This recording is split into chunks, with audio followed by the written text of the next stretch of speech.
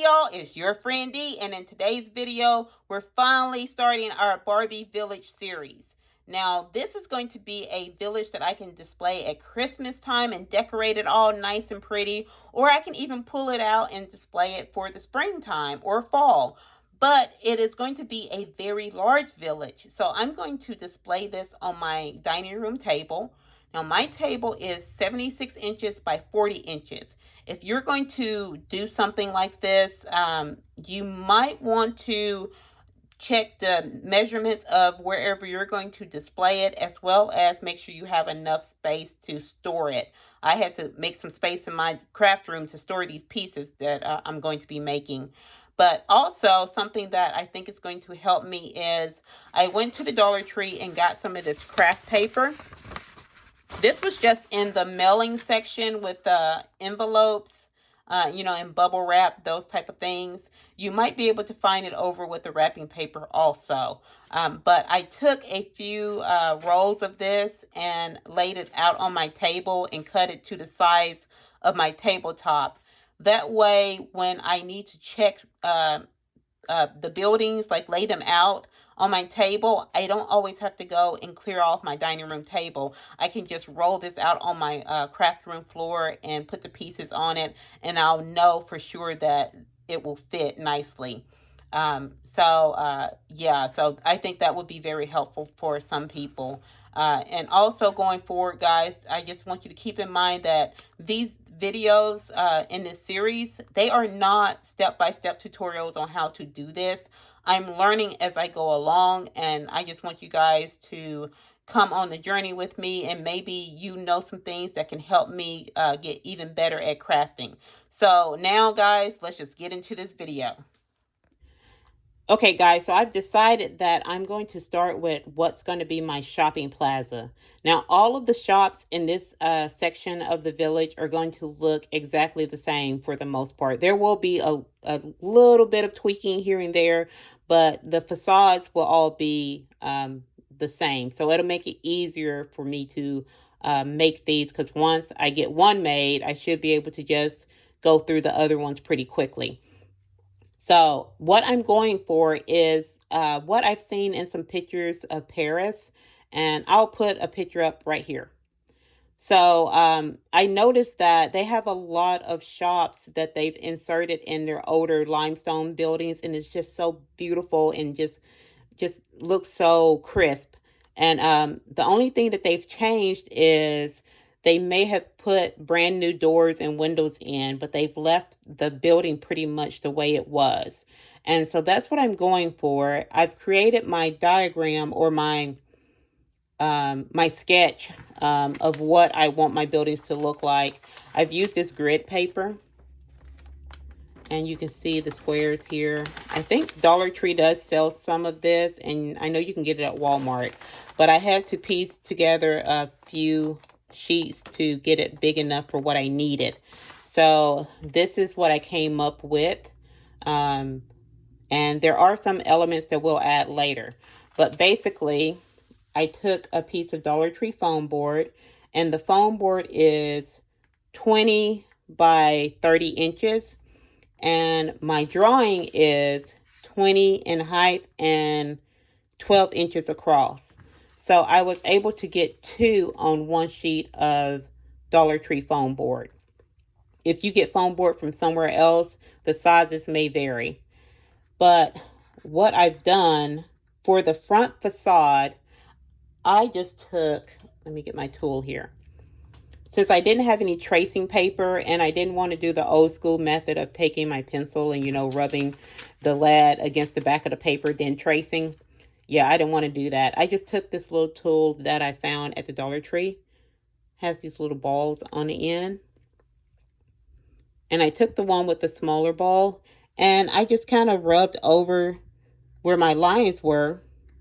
Just a light pressure. And that gave me enough of an indent to where when I moved my drawing, I was able to go back in and see the indent where that was, and then I just traced over that with my pencil. So that's kind of how I got the design on here. Now, for each storefront, let me put this out of the way. For each storefront, I'm actually going to need 2 pieces.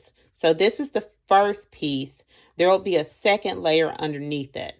So I'm going to trace this part out, and I'll be back to show you how I trace the second part. Okay, guys, I have cut out, I kept saying trace last time, but I meant cut. I have cut out one of my pieces, and this is what it comes out looking like. And you can see I went in and I kind of went back over with this tool and just made those lines deeper, because these lines are going to be my kind of my pieces of limestone for the building.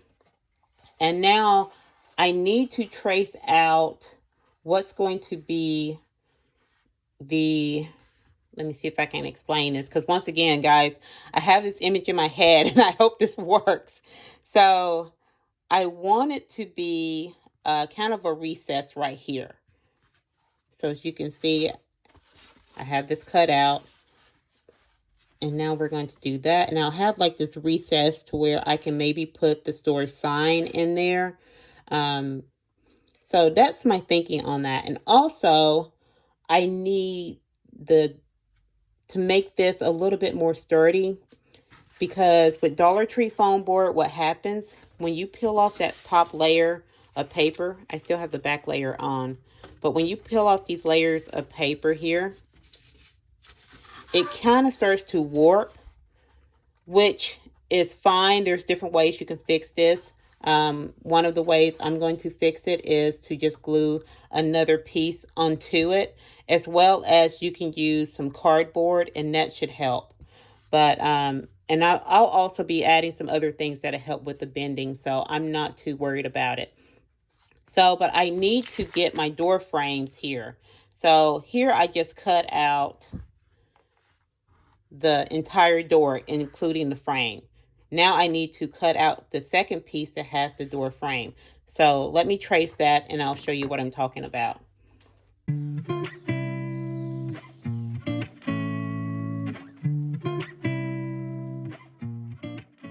So guys, I got my door and my window traced from the first piece, and I didn't need to trace this part because I'm not going to do another cutout.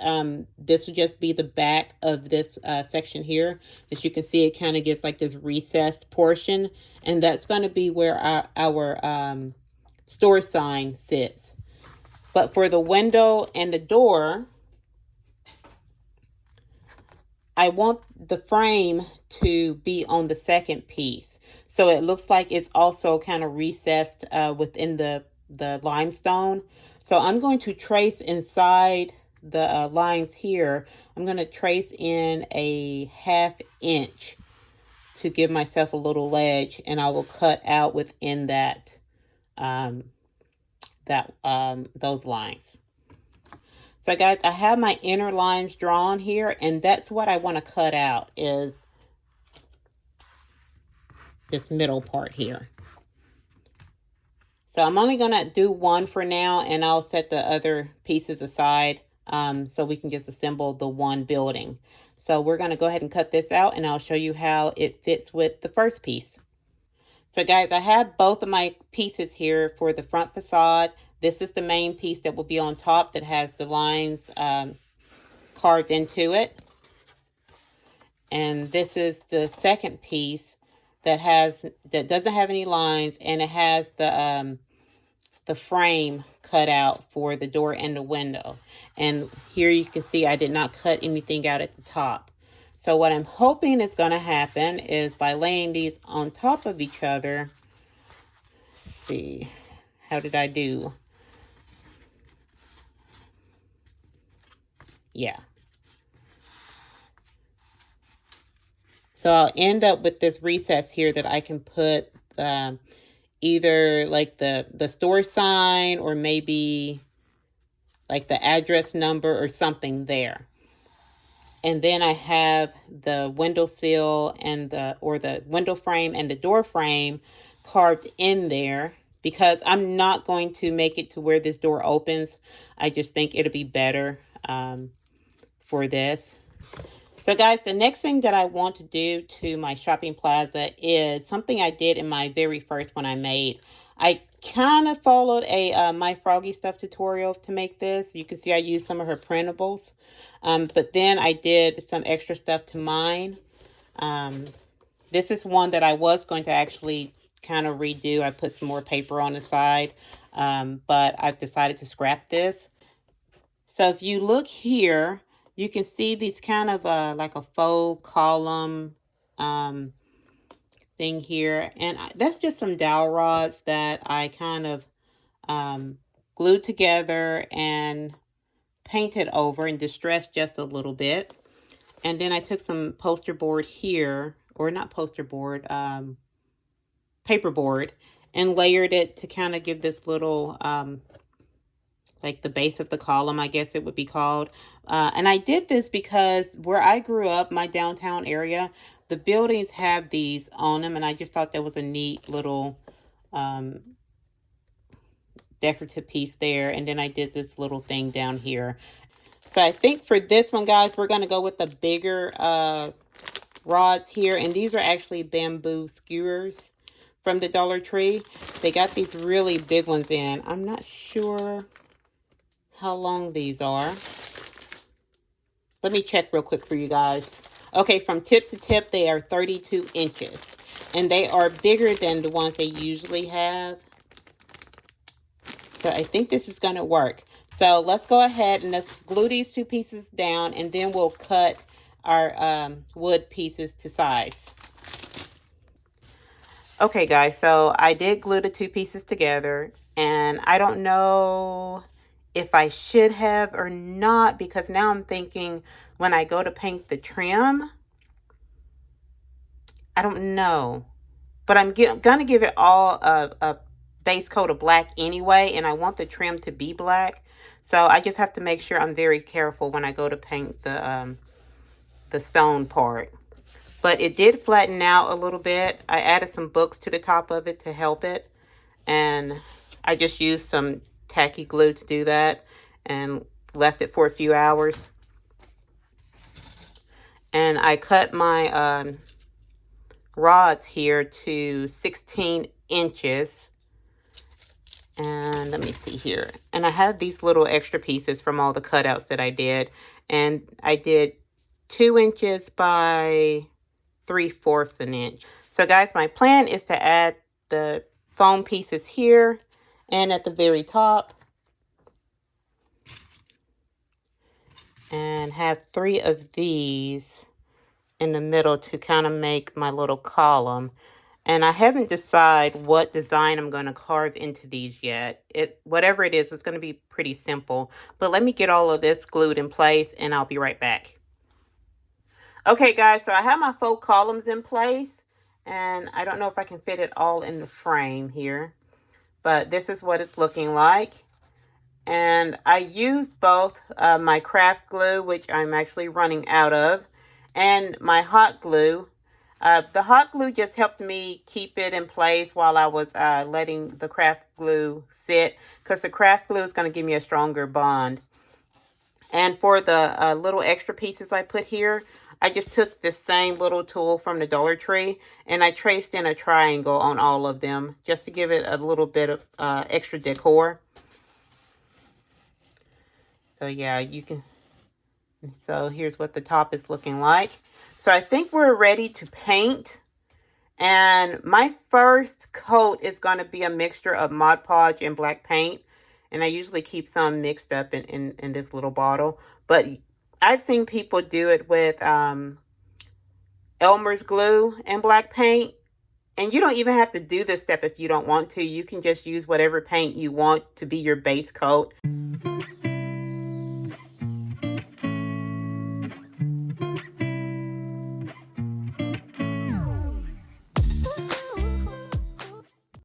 So guys, my base coat of the Mod Podge and black paint is dry. I did have to touch up a couple of places, but that's kind of because I didn't make my mixture thin enough. The thinner it is, it runs into the little grooves better. And here you can see I probably need to change the blade. on my X-Acto knife. So it's getting some rough edges here. But that's okay. We can work with it. A lot of them, if I just rub on it, since it has that Mod Podge mixture on it, they're just falling off. And I can touch that up later. So now we're ready to paint the exterior part, the limestone. Now, I know limestone comes in different colors, and in all the pictures that I saw of the shopping district in Paris, they had either like a tan limestone or kind of like an off-white limestone. But I'm going to go for a gray, and these are the colors I'm going to be using. So I have a dark gray, let me see here. So I have a dark gray, which I mixed myself.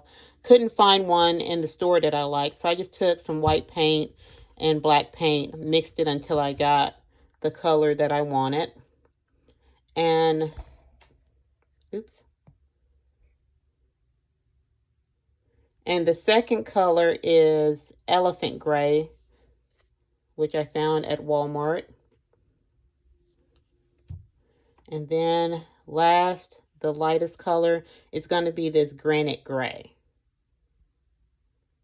So guys, just a side note, if you don't want to go and buy all these different paints, I just bought those because they were clearanced out at my Walmart.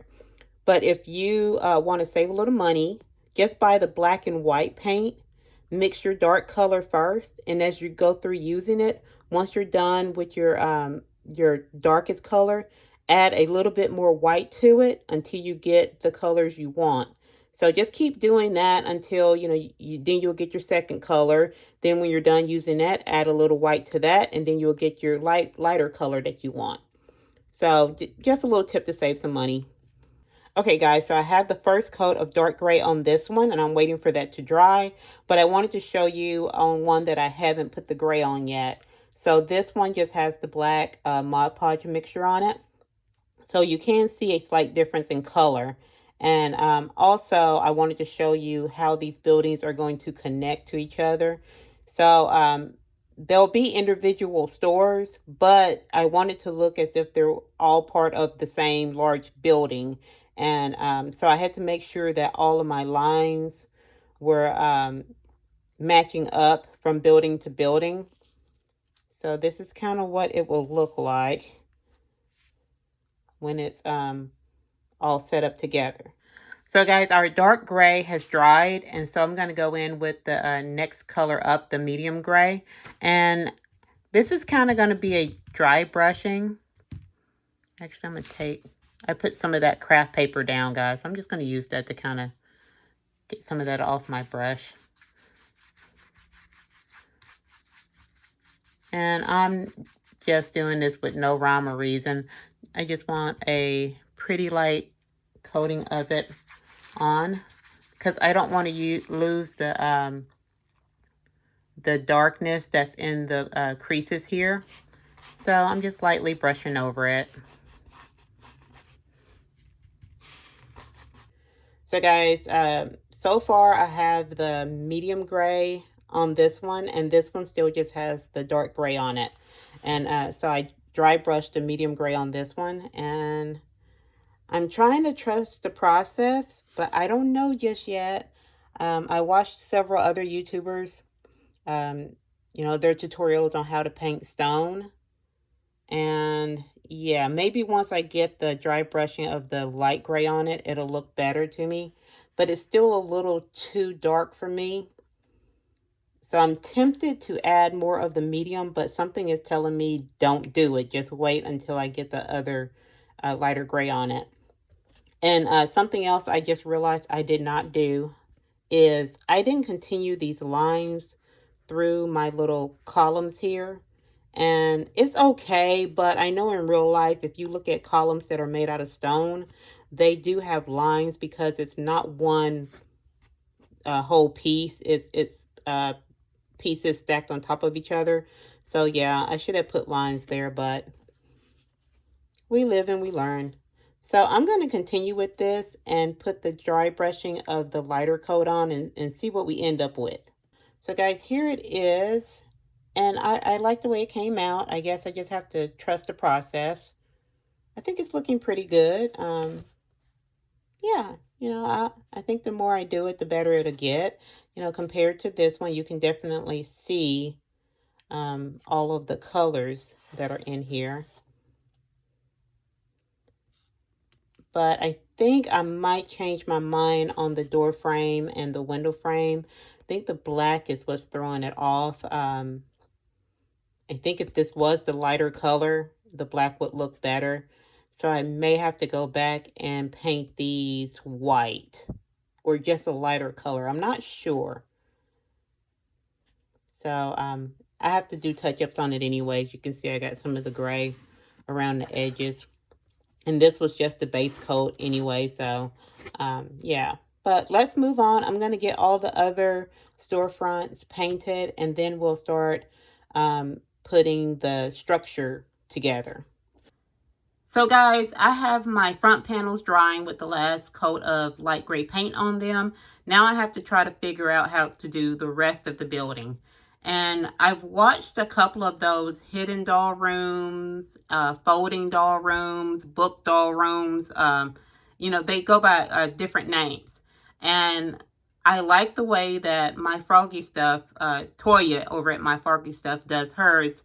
And I saw one on Poppy Seed Minis, I believe is the channel name. And I like the way she did hers also. So I'm gonna try to do a mesh of that. I want this to close all the way around. I don't want a opening in the back to where it closes like a book and on the back side is just open. I don't want that, so I have to try to figure this out. Okay, guys, so I think I figured out how to do this. Like I said, I wanted this to be like one of those folding doll rooms. And I think my measurements are going to be okay. If not, I should be close to where I won't have to make too many more cuts. So for the wall, I had to make, let me see here. So I had to make 2 cuts in my wall. Basically made into a trifold. 5 inches on the sides and 12 inches in the middle. So when it folds up, so the building will close up like this. And then it would swing open and I'll be able to set it up pretty easily. And for the floor, I had to keep in mind that this wall is going to be attached. I didn't want to attach it on the outside like that, but rather butt it up against the inside of the front wall. So that took away about 1/4 of an inch from this wall. So this is 12 inches. So I had to make my floor 11 and a half, because I had to give it 1/4 of an inch on that side and 1/4 of an inch on this side. And also the floor is going to fold up like this, so everything should fit inside. We're going to try it. I don't know if I'm explaining this well. I've never made one of these before. We're going to see what happens. So I'm going to start gluing things together, guys. Okay, guys, so I think my measurements were right for the wall. So the fold on the back side is 5 inches. Then we have 12 to match the front of the building. And then we have another 5-inch fold on the side. So it would fold up like that.